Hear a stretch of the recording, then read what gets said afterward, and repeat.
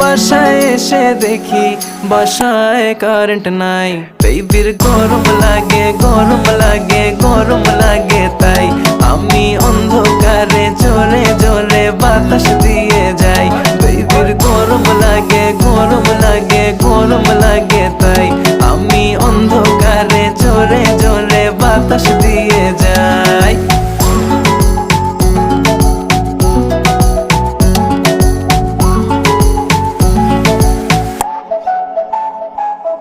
বাসায় বলে দাও চার্জ তোমার ফোনে নাই,